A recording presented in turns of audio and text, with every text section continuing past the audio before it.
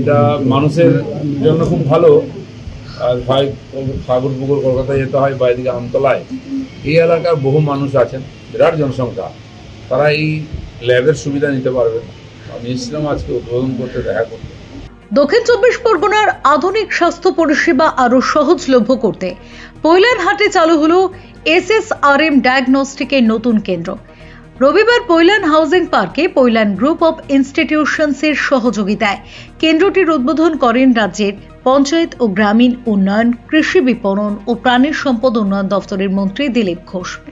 উপস্থিত ছিলেন অগ্নেশ্বর নস্কর, দেবাংশু পণ্ডা, শঙ্কর শিকদার, ডক্টর সপ্তর্ষি বসু, ডক্টর পার্থপ্রতিম রায়, ডক্টর শুভ সমিত চক্রবর্তী, দীপক হালদার, অভিজিৎ সর্দার এবং রাকেশ সিং। উদ্বোধন উপলক্ষে আয়োজন করা হয় স্বেচ্ছায় রক্তদান শিবির, বিনামূল্যে স্বাস্থ্য পরীক্ষা, হোমিওপ্যাথি ও চক্ষু পরীক্ষার শিবির। প্রথম 100 জন উপভোক্তাকে বিনামূল্যে চশমা দেওয়া হয়। সহযোগিতায় ছিল Renuka eye institute, OM blood bank এবং UMRI হাসপাতাল, কলকাতা। প্রায় 800 জনের রক্তদানের লক্ষ্যমাত্রার মধ্যে পৈলান গ্রুপ অফ ইনস্টিটিউশনসের প্রায় 200 জন শিক্ষার্থী অংশ নেন।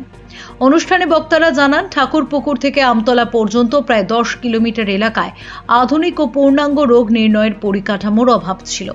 নতুন এই কেন্দ্র চালু হওয়ায় এলাকার মানুষ উন্নত, নির্ভুল ও দ্রুত রোগ নির্ণয়ের সুবিধা পাবেন। পাশাপাশি দিনরাত বিশিষ্ট চিকিৎসকদের পরামর্শ পরিষেবাও মিলবে।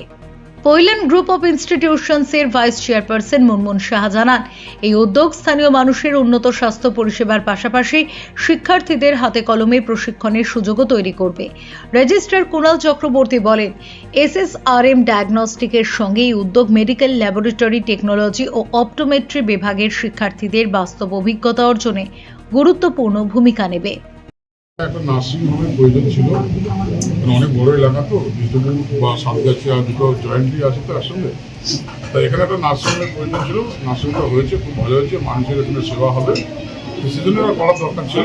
যারা একটু লেট হয়ে গেছে, এটা আরো আগে হওয়ার দরকার। একটা প্রশ্ন, যাক আগে গভর্নমেন্ট যেটা করতে পারেনি, এখন নতুন গভর্নমেন্ট এসে নতুন একটা জিনিস দেখলাম, এটা খুব ভালো। দাদা, সেবার নামে এর আগেও তো আমরা দেখেছি অনেক বিভিন্ন ধরনের, আমরা অভিষেক ব্যানার্জিকে দেখেছিলাম যে এই অঞ্চল থেকে সেবাশ্রয়ের নাম করে বিভিন্ন অনুষ্ঠান কর্মসূচি হয়েছে, তা আপনারা কোন পথে চলতে চান?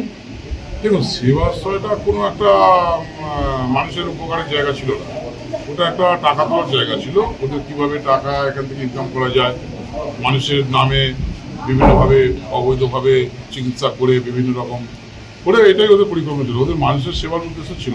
আপনারা তার মানে সেবা করবেন, তাই তো? আমরা সেবা করবো, অরিজিনাল সেবা করবো।